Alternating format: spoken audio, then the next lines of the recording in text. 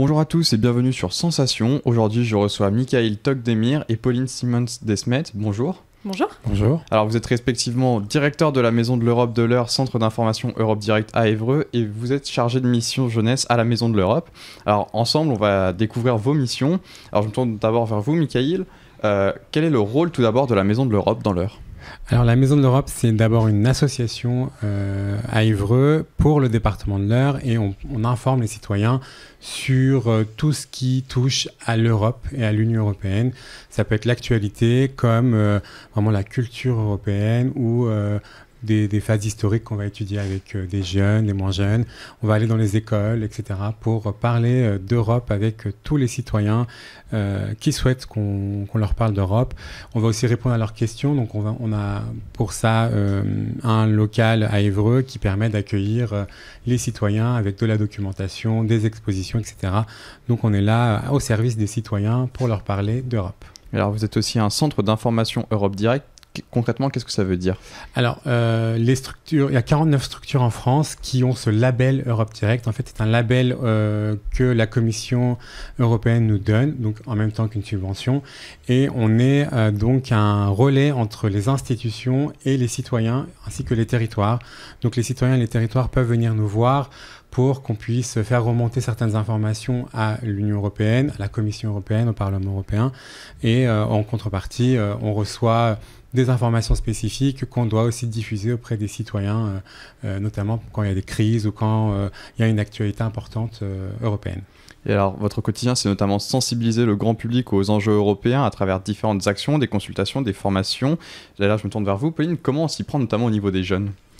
Alors, en fait, on essaye simplement que ce soit pas barbant. Donc, on va essayer d'utiliser les outils d'éducation populaire, donc sous forme de jeux, sous forme de quiz. On va essayer de le rendre ludique, en fait, d'apprendre l'Union européenne.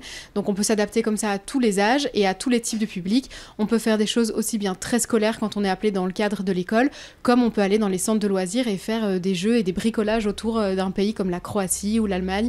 Donc, on utilise les jeux, le goût, les couleurs, les danses, toutes les traditions. On essaye simplement de rendre ça agréable. Et alors, pendant la crise sanitaire, vous avez lancé des webinaires. Parmi les thèmes évoqués, l'Europe peut-elle lutter contre le racisme systémique ? Covid-19, la relance sera-t-elle verte ? L'Europe, la culture en question ? Covid-19, quel impact ? Alors, quel impact, justement, ces webinaires ont-ils eu ? Peut-être avec Pauline d'abord sur la jeunesse. Alors, donc on n'a pas fait tous ces webinaires-là, on les a fait avec nos collègues Europe Direct dans toute la France. Il y en a qu'on a menés nous, mais il y en a qui ont été co-organisés avec nos collègues. Alors, l'impact de ces webinaires, ça a été que ça pouvait faire que le public était arrivait plus facilement sur nos événements, parce que parfois, les gens n'ont pas envie de se déplacer le soir, ou ils n'ont simplement pas le courage de venir jusqu'à Évreux, parce que souvent, nos événements ont lieu à Évreux, même si, effectivement, on le répète, on se déplace dans tout le département et même la région. Mais ça pouvait accrocher un peu plus le public, surtout en cette période de confinement où forcément on avait un peu plus le temps.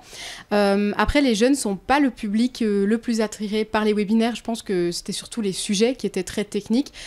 Plus sur le racisme, par exemple. Sur le racisme, on a eu un peu plus de jeunes. Donc après, l'outil numérique fait que les jeunes vont un peu plus venir sur ce genre d'événements. Ils ne doivent pas se déplacer, ils peuvent utiliser leur ordinateur, ça marche pas mal, même si du coup on n'a pas le contact humain, ce qui nous manquait un peu quand même si les webinaires c'était vachement bien. Alors, allez-y. Et ce qui était intéressant, c'était qu'on pouvait directement être dans l'actualité, non pas parce qu'on prévoit des actions bien en amont, en avance pour les citoyens. Et là, on pouvait directement se dire, l'actualité nécessite qu'on parle d'Europe et on va parler d'Europe grâce à ces webinaires. Et surtout, on pouvait aussi consommer ces webinaires autrement, c'est-à-dire qu'on n'était pas obligé d'être là en direct. On avait un Facebook Live, on pouvait être soit aussi en Facebook Live ou sinon on le rattrape après sur YouTube, sur d'autres moyens de communication, en replay. Donc, ça permet de garder une trace aussi de nos événements grâce à ces webinaires. Et alors, quelle image de l'Europe aujourd'hui les habitants de l'Eure ont-ils de manière globale ? Ah là là, vaste question. En quelques mots alors. En quelques mots. Alors en fait, nous, on peut peut-être en parler parce qu'on va aussi à la rencontre des citoyens grâce à des actions qu'on mène dans des marchés où on va sur des lieux de vie, etc. pour rencontrer directement les citoyens. On n'attend pas à ce qu'ils viennent chez nous. Et on se rend compte qu'il y a trois catégories de personnes. Il y en a qui adorent l'Europe et donc qui vont vraiment venir nous soutenir à chaque événement, poser plein de questions, essayer de comprendre l'actualité, etc.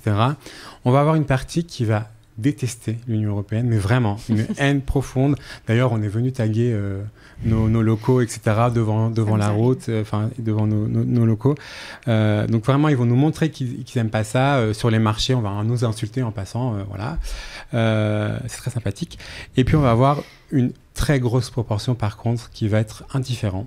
Voilà. C'est là, il y a l'Union européenne, de temps en temps il y a des lois européennes, de temps en temps ils entendent parler de fonds européens, mais pas plus que ça, parce qu'ils ne connaissent pas. Donc voilà, il y a l'Europe, mais alors, justement, l'Europe est là et c'est tout. D'après un rapport Eurobaromètre récent, 32% des Français font confiance à l'Union européenne, 36% ont une image positive de l'Union européenne et 58% des Français se sentent citoyens de l'Union européenne. Comment faire évoluer les choses pour que ce pourcentage augmente à chaque fois ? Je vais laisser Pauline répondre.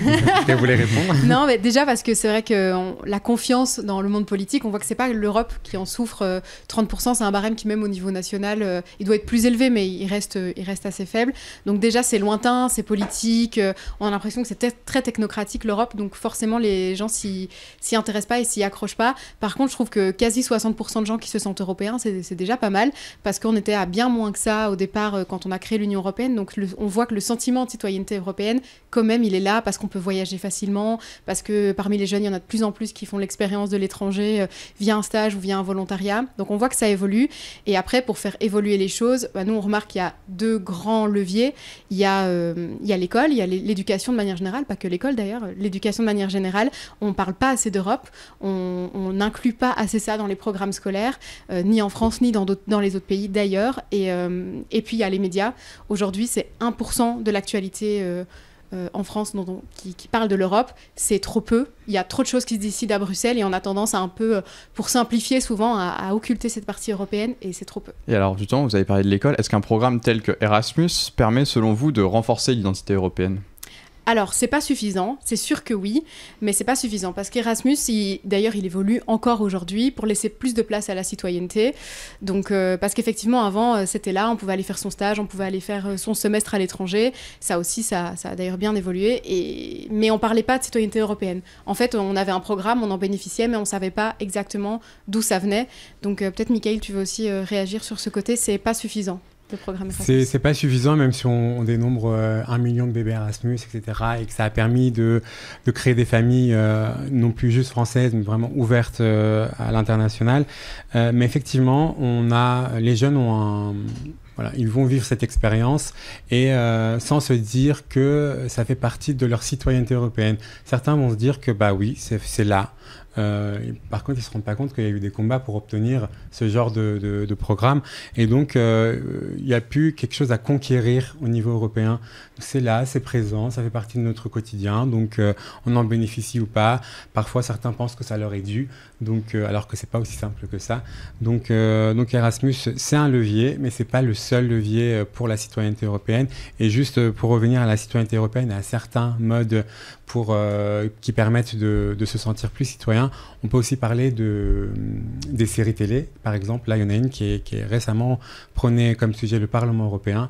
C'est une comédie, c'est frais, et ça parle du Parlement européen avec ses travers et ses bons côtés. Donc, peut-être que les citoyens peuvent aussi regarder ce type de programme plus accessible pour comprendre l'Europe. D'ailleurs, pour avancer un petit peu, est-ce qu'il y a d'autres raisons de se tourner vers la Maison de l'Europe de l'heure ? Ah bien sûr, on fait pas que de l'information pure, on fait aussi beaucoup d'accompagnement, par exemple pour des jeunes qui veulent partir à l'étranger en volontariat. On va les suivre de l'écriture du CV jusqu'à l'obtention d'une mission pendant jusqu'à 1 an. Donc il y a cela. On va accompagner des associations qui souhaitent avoir des fonds européens. On fait plutôt du conseil et non pas du montage de dossiers pour l'instant. Mais par exemple pour des dossiers Erasmus, certains profs ont besoin d'accompagnement et nous on va être là pour écrire le dossier avec eux. Donc c'est important. Sinon, les gens vont venir, je sais pas, ils ont un devoir sur l'Europe. On a parfois des jeunes qui viennent parce qu'on a de la documentation qui permet de répondre aux questions. Donc, on va même les aider à faire leur exposé. Donc, d'autres viennent parce qu'ils ont entendu parler du Brexit et ils veulent plus d'informations. Donc, on va leur expliquer ce qui se passe. Certains vont vouloir faire un stage chez nous. Donc, voilà, il y a tout un tas de possibilités à la Maison de l'Europe. Eh bien, merci à vous, Michael Tokdemir et Pauline Simons-Desmet, d'avoir été avec nous. Je rappelle que vous êtes directeur de la Maison de l'Europe de l'Eure, centre d'information Europe Direct à Évreux, et que vous êtes chargé de mission de jeunesse à la Maison de l'Europe.